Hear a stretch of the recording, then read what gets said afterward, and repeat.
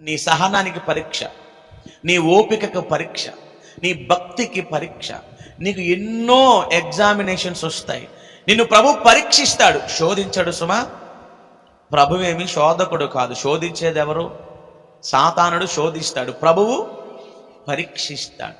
నీ సమస్యలు వచ్చినప్పుడు ప్రభువు వారిని కాస్తంత గమనిస్తూ ఉంటాడు. అడగగానే దేవుడు ఎవడో.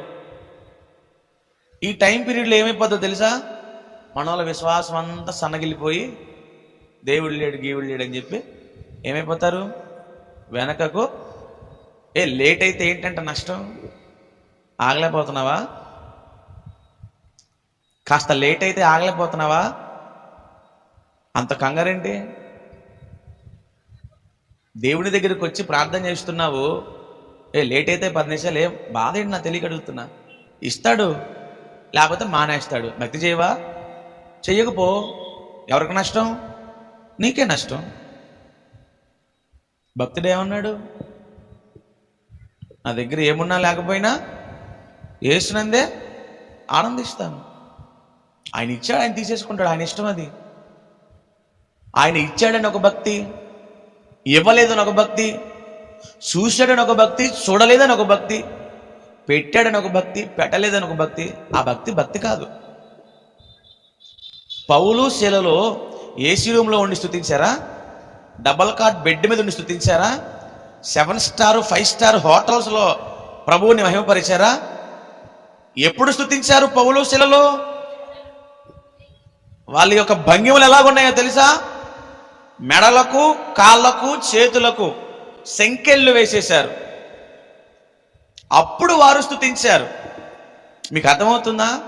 మీ భక్తి ఎలా ఉండాలి? ఈ నెల కాస్త బాగా గడిస్తే ఒక రకమైన ప్రార్థన, ఆ తర్వాత నెల ఏమన్నా తక్కువైతే ఇంకొక లాంటి ప్రార్థన. ఈ నెల సీటీ పాటలో మన పేరు వస్తే స్తుతి కూడిక, రాకపోతే ఏ కూడిక ఉండదు. మీకు అర్థమవుతుందా? ఈ నెల అన్ని బాగుండే రూపాయి పెంచి అయితే ప్రైజ్ ద లార్డ్, ఏమీ లేకపోతే praise the lord. Praise the lord, గీజ్ ద లార్డ్, తెల్లవయ్య అవతలకే, మాకు అవసరం లేదు దేవుడు. అదే చిన్నప్పుడు మనం పాఠాల్లో చదువుకున్నాం కదా, గుడారాల బ్యాచ్ గురించి. అదే ఏమంటారు, ఇక్కడ గుడారం తీసి ఇంకో చోట వేసుకుంటారు. ఏదో చిన్నప్పుడు పాఠాల్లో ఉంటుంది కదమ్మా, వలస జీవుల. చిన్నప్పుడు అది ఎప్పుడో చదువుకున్న 6వ క్లాస్. వాళ్ళంటే ఇక్కడ గుడారం తీసి ఇంకో ప్రాంతంలో, అక్కడ గుడారం తీసి ఇంకో ప్రాంతంలో, అక్కడ గుడారం, ఇలా వాళ్ళు సంచార జాతులు. ఇలా అయిపోయింది భక్తి.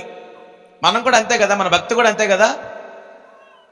వచ్చావు విమోచన ప్రార్థన మందికి వచ్చావు, కార్యం జరగలా. క్రైస్ట్ టెంపుల్కి వెళ్ళావు, కార్యం జరగలా. కలవరి టెంపుల్కి వెళ్ళావు, కార్యం జరగలా. ఓస్తన మినిస్ట్రీస్కి వెళ్ళావు, కార్యం జరగలా. ఆర్సీఎం గుండెల మాతో కొండకి గుండు కొట్టించుకున్నావు, కార్యం జరగలా.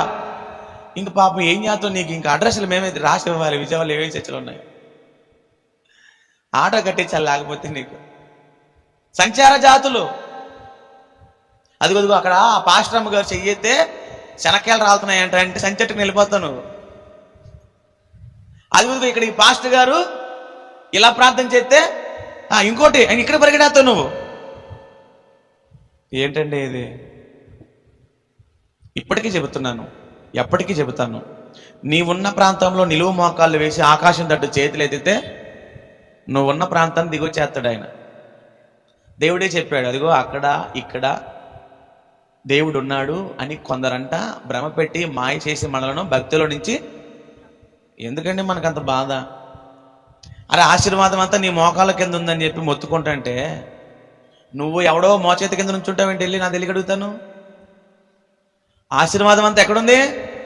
నీ మోకాళ్ళ కింద ఉంది. నువ్వు వెళ్ళి ఎవడో మోచేతి కింద నుంచి ఉంటావేంటి? నీలాంటి మనిషేగా. మీకు అర్థం కావడానికి చెబుతున్నాను, మీకు ఒక టైం, ఒక నిర్ణయ కాలం ఉందా అన్నప్పుడు కొన్ని పరీక్షలు వస్తాయండి. అన్ని రోజులు ఒకేలాగా ఉండాలని ఏమైనా రూల్ ఉందా ఏంటి? అన్ని మాకు ఏ ఇబ్బందులు కలగకూడదు, మాకు డ్రమ్ముల నిండా బియ్యాలు ఉండాలి, కొండల నిండా కూడు ఉండాలి, ఒంటి నిండా బంగారము, ఇంకా పట్టు వస్త్రాలు, మేము అడుగు తీసి అడుగులేస్తే మడుగులు ఎత్తేవాళ్ళు ఉండాలి. నిన్ను ఎత్తేవాళ్ళు లేకపోతే సరే పాడికేసి. అంతేనా? ఏంటి నా తెలియకడుగుతా నీ భక్తి? నేను పోయినసారి చెప్పాను 2 వారాల కిందట, క్రైస్తవుడు అనేవాడు ఈ సంచార జాతిలాగా నికరం లేని బ్యాచ్లా కాదు. క్రైస్తవుడు అంటే ఎప్పుడూ ఒకేలాగా అలా ఉండగలిగిన నాడే దేవుడు దీవిస్తాడు. అవునా కదా? మీకు అర్థం కావడానికి చెప్తున్నాను. మీరు ఒక నిర్ణయ కాలం కొరకు కనిపెట్టండి.